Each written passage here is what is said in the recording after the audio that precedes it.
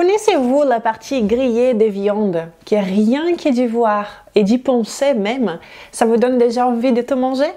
Cette même partie qui depuis très longtemps maintenant, nous entendons dire qui est extrêmement dangereuse pour notre santé. D'ailleurs, à chaque fois que j'utilise une image ou bien une vidéo dans mes vidéos avec des viandes qui sont en train de griller, il y a toujours quelqu'un pour me dire « Mais Renata, ça va pas, ça c'est très mauvais pour la santé ».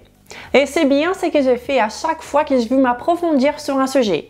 Je prends le temps pour aller faire des recherches, pour voir si toute cette hystérie autour de la viande grillée est justifiée ou pas. Donc, sans plus tarder, commençons tout de suite la vidéo d'aujourd'hui.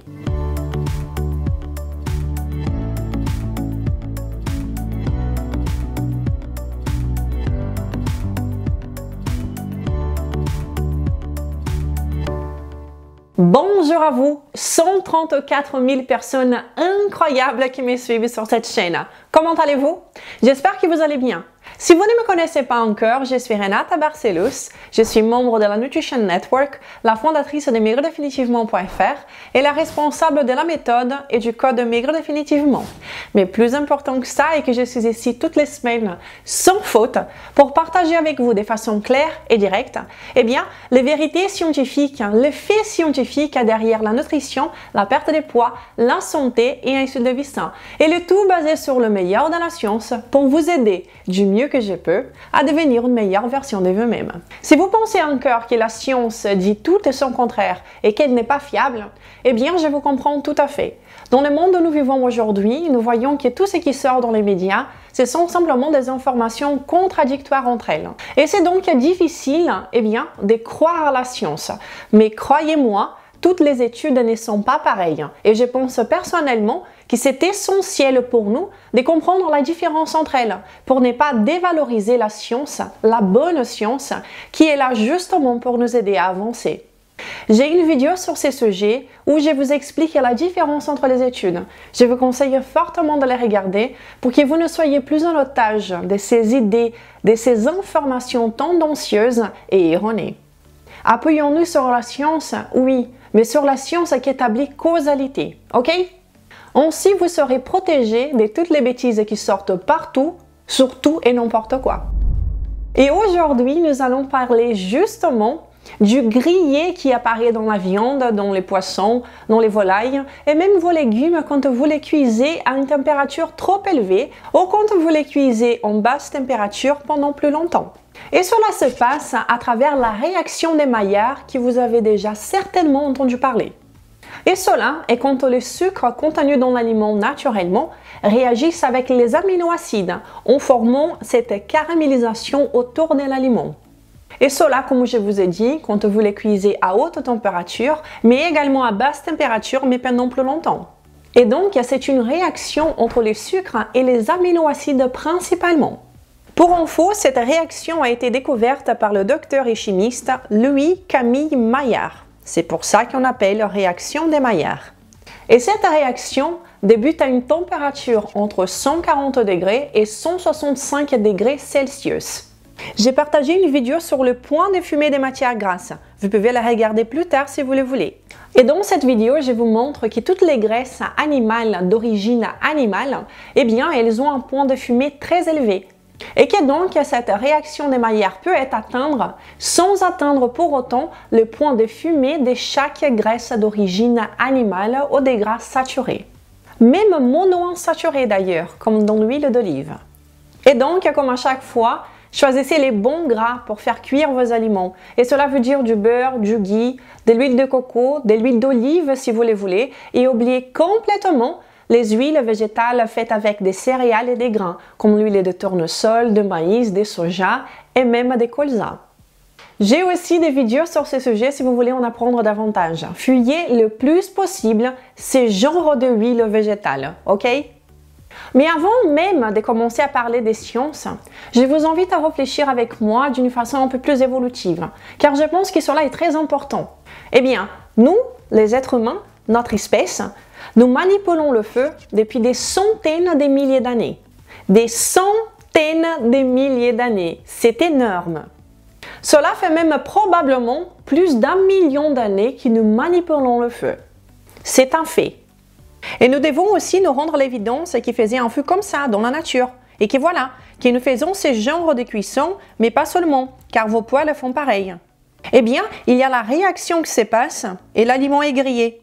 Et c'est ainsi notre relation avec le feu et notre alimentation depuis des milliers d'années, des centaines de milliers d'années. Donc, est-ce possible que cela cause le cancer? Nous voyons une augmentation importante des cas de cancer dans le monde. Le cancer est aujourd'hui la deuxième cause des morts dans le monde entier. Et cette augmentation folle, concomitante avec d'autres problèmes aussi liés au syndrome métabolique, eh bien, c'est quelque chose de nouveau. Nous n'avions jamais eu autant de cas de cancer comme aujourd'hui. Et nous voyons que cela ne fait qu'empirer depuis certaines décennies, depuis les 6-7 dernières décennies pour être plus exact. Donc, prenons cela en considération. Je pense que c'est très improbable que quelque chose de si ancien, quelque chose que nous faisons depuis si longtemps, soit exactement la raison, la cause d'un problème qui est si nouveau, d'un problème qui ne faisait pas partie de notre quotidien comme maintenant. Oui, mais il faut quand même prendre le temps pour aller faire des recherches et bien enquêter. Nous ne pouvons pas simplement nous contenter avec quelque chose qui soit simplement logique, n'est-ce pas? Scepticisme intelligent. J'apprécie tout de même à chaque fois faire cette analyse anthropologique, car cela peut nous aider à avoir une bonne idée sur certains sujets, pour voir si au moins il y a un sens tangible à cela. Ok, donc pour commencer, dans le monde scientifique, il y a beaucoup de ce que nous appelons le réductionnisme. Et cela est le fait d'isoler certains composants individuels sans le contexte de l'aliment pour savoir si les composants peuvent causer ou pas du cancer. Et puis, après avoir isolé ces composants, ils vont les étudier dans des tubes à essai et aussi en injectant sur des cobayes. Mais rassurez-vous, c'est sur des animaux. Et cela pour voir des effets. Donc, c'est du réductionnisme. Et donc, ils prennent un aliment entier, divisent en nombreux composants différents pour les étudier.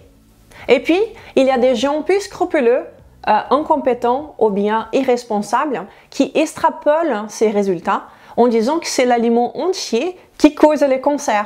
Et cela est erroné. Et en ce qui concerne la réaction de Maillard, la science derrière tout ça est en effet très réductionniste. Je vais vous montrer maintenant quels sont les 3 composants qui sont les plus associés avec le cancer.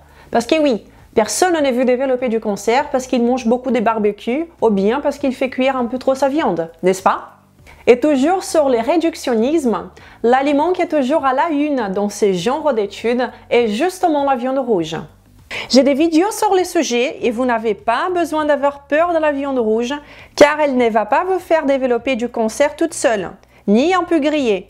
Disons donc que cette vidéo-ci est complémentaire de celle sur la viande. Ok, donc posons-nous la bonne question quand nous parlons d'études scientifiques. Est-ce qu'il existe un essai clinique randomisé, une intervention clinique qui a été faite chez les êtres humains qui puisse affirmer que manger de la viande grillée cause le cancer ou bien n'importe quel autre problème de santé? Et la réponse est aussi courte que rapide. Non, il n'en existe pas. Comme vous le savez bien, les essais cliniques randomisés sont les seuls qui peuvent établir une relation de cause à effet, car ce sont des interventions cliniques et non pas simplement des observations et des brassages des statistiques, ok? Il n'y a aucune étude scientifique qui a déjà pu montrer, établir une causalité entre la consommation des viandes grillées ou des viandes tout court d'ailleurs, avec des problèmes de santé et le cancer. Aucune, zéro, nada, il n'y a jamais eu ce genre d'études dans la littérature scientifique. Mais donc, Renata, comment est-il possible de voir si souvent que la réaction des Maillard est très cancérigène? Eh bien, en absence de ces études scientifiques, ces gold standard qui sont les essais cliniques randomisés, qui coûtent très cher pour le faire, eh bien, il y a ces petites études qui sont faites dans les tubes à essai, sur les rongeurs ou aussi également simplement observationnelles et épidémiologiques. Justement, les types d'études qui peuvent, dans le meilleur des cas, lever une hypothèse. Jamais établir une causalité. Jamais. Et donc, le premier composant est l'acrymide. Eh bien, l'acrylamide est trouvable dans beaucoup de choses, dans des packaging, dans le papier et même dans le traitement de l'eau potable par exemple, tout comme dans la fumée de certains végétaux, de certaines plantes, comme la nicotine par exemple. Et c'est également un composant qui se forme à chaque fois que vous caramélisez un aliment. Le positionnement officiel de la Société américaine du cancer sur l'acrylamide est ce qui suit. Parenthèse, ce n'est pas que j'ai confiance dans ce genre d'organisme. C'est juste que quand le message il est déjà aussi faible dans ces organisations officielles, alors la science derrière est encore plus faible. Donc ils affirment: en général, l'American Cancer Society ne détermine pas si quelque chose cause le cancer, et c'est-à-dire s'il s'agit d'un cancérogène. Mais nous nous tournons vers d'autres organisations respectées pour obtenir de l'aide. Et toutes ces organisations respectées disent: l'acrylamide est probablement cancérigène, elle est peut-être cancérigène. Et donc ces organisations n'affirment pas grand-chose non plus. C'est tout le temps probablement, peut-être que, et puis ils continuent. Il est important de noter que ces déterminations sont basées principalement sur des études sur des animaux de laboratoire et non sur des études d'exposition des personnes à l'acrylamide provenant des aliments. Et ceci est dit dans leur site officiel. Et puis ils continuent. Jusqu'à présent, les revues d'études réalisées auprès des groupes de personnes, des études épidémiologiques, suggèrent que l'acrylamide alimentaire n'est probablement pas lié au risque de développer les types de cancers les plus courants. Et donc, c'est ça la position officielle de la Société américaine du cancer, que l'acrylamide n'est probablement pas, l'acrylamide alimentaire n'est probablement pas lié au cancer. Ah, ça, vous ne voyez pas dans les articles sensationnalistes, n'est-ce pas? Mais allons donc voir quels sont les deux pires composants de la réaction de Maillard. En commençant par les amides hétérocycliques et les hydrocarbures aromatiques polycycliques. Oh là là, seulement avec le réductionnisme extrême pour trouver ce genre de substances. Donc, les amines hétérocycliques sont quelque chose d'assez naturel que nous trouvons dans le cœur et également dans la vitamine B3. La niacine est aussi une amine. La nicotine est également une amine hétérocyclique, tout comme la composition nucléaire de l'ADN. Donc, il faut faire la part des choses. Il y en a plus de 20 types différents et elles ne sont pas toutes mauvaises. Et l'accusation ici est que certaines de ces amines hétérocycliques, celles qui viennent de la viande quand vous la grillez un peu plus, qu'elles causent le cancer. Et malgré cette affirmation sérieuse et catégorique, eh bien, comment dire, il n'y a pas de base scientifique pour les soutenir. Et les seules études disponibles sont faibles et assez contradictoires. Déjà que les études faites sur les animaux, sur des rongeurs, ne devraient pas en tout cas jamais être extrapolées au point d'insinuer que pour un être humain, on aurait le même résultat. Ce n'est pas logique. Ces mêmes résultats ne se produiraient pas chez les êtres humains. Et je ne dis pas qu'elles sont inutiles, qu'elles ne servent à rien. Je pense qu'elles peuvent être importantes dans certaines situations, mais jamais pour établir une causalité chez les êtres humains. Il y a beaucoup d'études scientifiques observationnelles qui montrent effectivement une association de ces amines hydrocycliques avec le développement des cancers, tandis qu'il y a d'autres, aussi épidémiologiques, qui ne montrent aucune association entre ces deux choses. Donc, c'est inconclusif et contradictoire. Dans ces études, de nombreuses personnes répondent simplement à des questionnaires en disant combien de fois elles pensent avoir mangé de la viande grillée ou bien de la viande pas très cuite dans les dernières semaines, dans les derniers mois et même dans les dernières décennies. Vous voyez à quel point cela est inconclusif? Vous voyez à quel point cela ne pourra jamais établir une causalité? Et puis, avec ces informations incorrectes, car forcément il y a des erreurs, eh bien, les chercheurs essayent de faire des bases de données gigantesques pour essayer de brasser les chiffres et montrer ce dont ils ont envie. Et ces études sont incontestablement pleines de variables de confusion. Comme par exemple des études épidémiologiques qui affirment que manger de la viande grillée cause le cancer, tandis que manger de la viande non grillée ne cause pas de cancer. Et un des facteurs auxquels nous devons vraiment réfléchir et nous pencher maintenant, eh bien, c'est quelque chose que je parle assez souvent ici. Et c'est le contexte de la consommation. Et le contexte de consommation, par exemple, d'une personne qui affirme consommer souvent des viandes grillées, eh bien, le contexte de consommation est quand elle est frite dans les fast-food, par exemple, comme dans les burgers, les pizzas et autres aliments transformés. Ce n'est pas la façon dont nous devrions consommer et que nous consommons à la maison trop souvent. En tout cas, ça ne devrait pas être le cas. Et dans ces contextes, vous consommez également beaucoup d'autres choses qui ne sont pas prises en compte, mais ne devraient jamais être négligées. Avec le burger, il y a le pain aussi. Les sauces grasses industrialisées. Dans la pizza, il y a la pâte, la sauce. Plein d'huile végétale pour frire tous les beignets.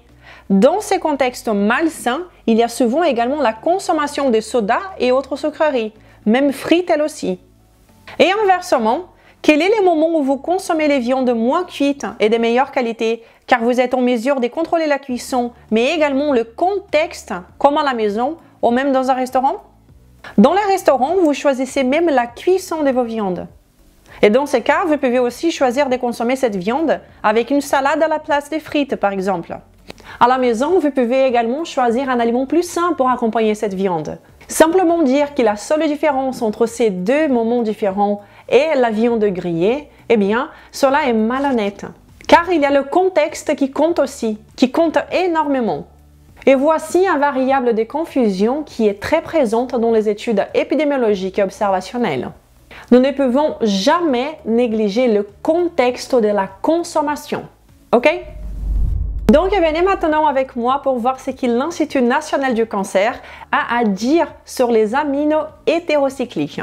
Qui tout le monde dit, ne mangez pas de viande, vous allez mourir, vous allez avoir du cancer et vous allez souffrir.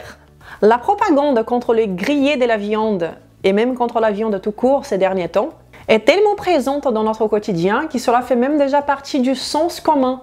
Tout le monde sait que la viande grillée cause du cancer. Tout le monde sait que nous ne devrions pas manger de la viande si nous voulons être sains.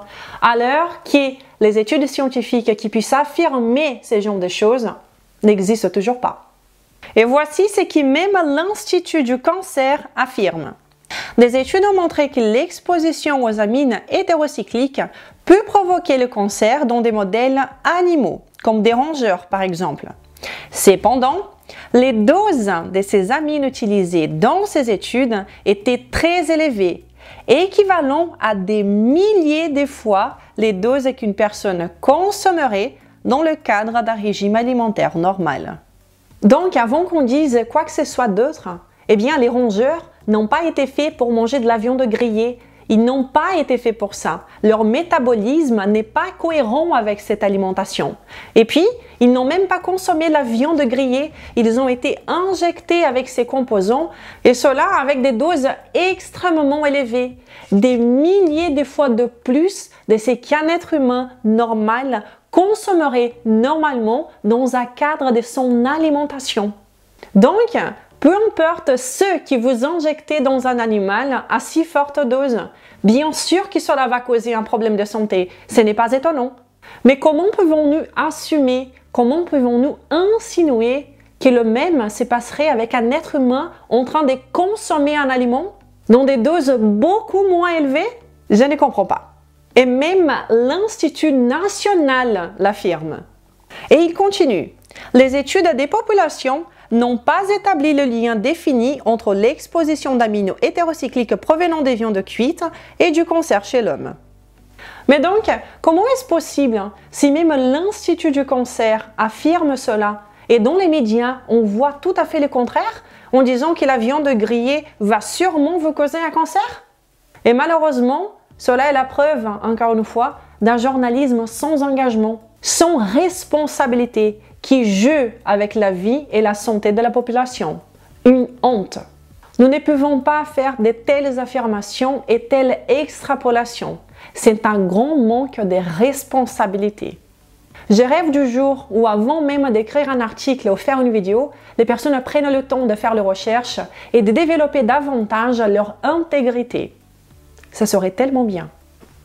Eh bien, Il n'existe aucune étude scientifique qui a pu établir une causalité entre la consommation de la viande grillée ou d'autres aliments grillés et l'apparition des cancers. Eh bien, toute cette hystérie autour de la viande grillée s'appuie seulement sur des études faites sur des animaux et que les résultats ont été extrêmement extrapolés. Incroyable, non? Ces genres de choses, vous ne voyez pas partout, n'est-ce pas? Si ce genre de formation vous plaît, si ce genre de formation vous intéresse, vous pouvez déjà me laisser votre like si vous n'avez pas encore fait. Et si vous n'êtes pas encore abonné sur cette chaîne, vous pouvez vous abonner maintenant. Et si vous cliquez sur la petite cloche, vous soyez prévenu à chaque fois qu'une nouvelle vidéo est disponible ici. Je suis là toutes les semaines pour partager avec vous toutes les informations qui peuvent vous permettre à devenir une meilleure version de vous-même et d'avoir la meilleure forme physique que vous n'avez jamais eue. Si vous n'avez pas encore un exemplaire du guide du débutant pour maigrir définitivement, je vais laisser le lien pour le téléchargement juste ici dans la description de cette vidéo. Il est gratuit et vous allez l'adorer. Vous pouvez également me suivre sur Instagram. Ok, et le dernier sont le Advanced Glycation End Products, qui est également une réaction des glycations quand vous cuisez vos aliments. Et ce sont les protéines et les lipides qui réagissent entre eux quand vous cuisez vos aliments à haute température ou bien, comme je vous ai dit, en basse température mais pendant longtemps. Et cela comme dans l'acrymide et dans les amines hétérocycliques. Et certains affirment que cela serait mauvais pour la longévité, que les gens vivraient moins. Mais pour cela aussi, il n'y a pas non plus d'études pour prouver cette causalité. Les sources disponibles, même dans les bases de données les plus courantes, comme par exemple Wikipédia, qui c'est quand vous pouvez écrire un article vous-même, vous pouvez ajouter vos références et cela va être corrigé par un professionnel, eh bien, même dans ce genre de bases de données, l'association est très faible. Et donc ici, par exemple, il y a une liste de références montrant que ces Advanced Glycation End Products ne sont pas tous pareils. Et ceux qui ont moins de poids moléculaires sont ceux qui viennent à travers l'alimentation. Et ironiquement, les végétariens ont une concentration générale plus élevée de ces Advanced Glycation End Products que les non-végétariens. Et donc, c'est très intéressant. Ces composants qui favorisent le vieillissement ne sont pas forcément absorbés à travers l'alimentation, car les corps ne les absorbent pas. Ils absorbent seulement ceux avec un faible poids moléculaire. Donc, encore une fois, nous ne pouvons pas affirmer quelque chose sans avoir une preuve scientifique, sans avoir des faits. Ne négligeons jamais le contexte également. Des viandes grillées sous forme de burgers avec du pain, des frites et du soda n'est tout simplement pas la même chose qu'un bon morceau de viande accompagné d'une salade. Rappelons-nous que manger de la viande grillée est quelque chose que nous faisons depuis au moins 1 million d'années. Et c'est donc très improbable que depuis un siècle, cela est devenu magiquement extrêmement dangereux pour nous. Par contre, ce que nous avons vu augmenter concomitant avec le nombre de cancers qui augmentent de plus en plus à chaque décennie, eh bien, c'est la consommation des aliments raffinés et transformés, cuits et frits dans les huiles végétales faites à partir des grains et des céréales. C'est une augmentation de la banalisation de la malbouffe. Mais pas que ça non plus, soyons honnêtes. Il y a le stress, les pesticides, les perturbateurs endocriniens, le profil de nos aliments qui sont de moins en moins concentrés en micronutriments, la fantastique technologie qui nous empêche de dormir et de bouger plus. Et voilà d'exemples d'autres facteurs de confusion à ne jamais négliger et qui sont souvent négligés dans le réductionnisme. Le fait de réduire des aliments à des simples composants pour ensuite les incriminer en s'appuyant sur des observations, des études faites sur les animaux et extrapolations. Et tout cela pour contribuer à cette guerre qui a débuté contre la viande il y a quelque temps déjà. Cette guerre qui est contre simplement les aliments qui sont les plus nutritifs pour nous, les êtres humains. Et ma conclusion de cela est que nous avons, comme je vous ai dit, toujours utilisé le feu pour cuire nos aliments. Nous faisons cela littéralement depuis au moins 1 million d'années. Moi, je vais continuer à faire mon barbecue, je vais continuer à caraméliser un peu ma viande quand j'ai envie. Bien sûr que je ne vais pas cramer la viande. Nous ne pouvons pas manger de la viande cramée, c'est amer, nous ne pouvons pas manger. Encore un signe que nous devons faire confiance à nos ressentis, à toute cette sagesse que nous avons eue tout au long de notre évolution.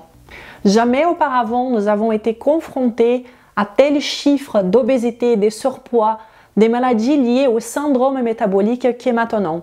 Je pense que c'est tout simplement incompréhensible qu'on veuille faire croire à la population que c'est la viande la coupable, la viande grillée la coupable, les aliments les plus intéressants nutritionnellement parlant pour nous. Selon la science, en regardant ce qu'il y a de disponible, je ne comprends tout simplement pas cette hystérie autour de la réaction des maillards et la consommation des protéines. C'est triste d'en arriver là. Ils nous disent de diminuer, d'arrêter même la consommation des aliments qui sont les plus nutritifs pour nous. Je ne comprends pas. Nous devons revenir aux sources. Nous devons nous alimenter comme faisaient nos grands-parents, nos grands-parents, mangeant des vrais aliments, en ayant une alimentation saine, une alimentation forte, avec une bonne ingestion des protéines. Et le reste, ce n'est que le reste. Vous faites comme bon vous semblez, selon vos objectifs et votre état de santé. Et quand vous faites cela, quand vous améliorez la qualité de votre alimentation, alors là, vous avez des résultats incroyables. Et aujourd'hui, c'est Myriam qui nous dit « Je vous ai découvert par hasard sur Internet depuis août 2021. Rien qu'en suivant vos conseils, oui, j'ai perdu 20 kilos, des 98 à 78. Je voulais sincèrement vous remercier car je suivi pas mal de régimes, mais sans jamais perdre réellement du poids. Mais vos conseils ont révolutionné ma vie. » Merci à toi Myriam d'avoir pris le temps pour me laisser ces beaux témoignages. Tu n'imagines même pas à quel point cela me motive de continuer à venir ici toutes les semaines. Ces informations ont pu aussi révolutionner ma vie et je suis extrêmement contente et enchantée d'avoir pu aussi contribuer à ton changement. Bravo à toi! Tu as eu le courage de prendre les choses en main et de changer. Il en faut du courage. Je te félicite encore. Si vous voulez mon aide pour perdre du poids de façon permanente, en vous sentant bien, sans jamais compter vos calories, ni contrôler vos portions et ni compter des poids, eh bien, vous pouvez faire deux choses. Soit vous profitez de tous ces contenus gratuits que je partage ici et que je m'efforce de donner de mon mieux toutes les semaines depuis 4 ans, ou bien je vous invite à découvrir mes programmes de perte de poids, la méthode ou le code maigre définitivement. Principalement le code, car il est beaucoup plus complet. Je vous invite à venir les découvrir et si vous pensez que ça vous parle, si le cœur vous en dit, eh bien, je serai contente de vous accueillir parmi nous dans le groupe privé pour les participants du code. Un endroit privilégié avec le plein de personnes bienveillantes où vous allez trouver des idées de repas, des recettes, de la motivation et également des vidéos en live avec moi tous les mois. Venez perdre du poids avec nous, je vous garantis que vous allez adorer. Donc, je m'arrête ici aujourd'hui. Si vous voulez me laisser votre commentaire pour me dire ce que vous en pensez ou bien pour me donner des idées pour faire des vidéos par la suite, n'hésitez pas. Je suis là pour répondre à vos questions et pour vous accompagner aussi dans votre changement de vie. Comptez sur moi, ok? Vous pouvez aussi me laisser votre like, commenter, partager cette vidéo à chaque fois que vous interagissez avec mon contenu ici. Vous faites en sorte que ces informations puissent arriver à d'autres personnes qui en ont besoin de ces informations et vous montrez aussi à YouTube que mon contenu est bien, au moins que vous l'appréciez. Je vous remercie déjà. Je vous souhaite une très belle journée. Je vous dis à la semaine prochaine et je vous embrasse. Au revoir.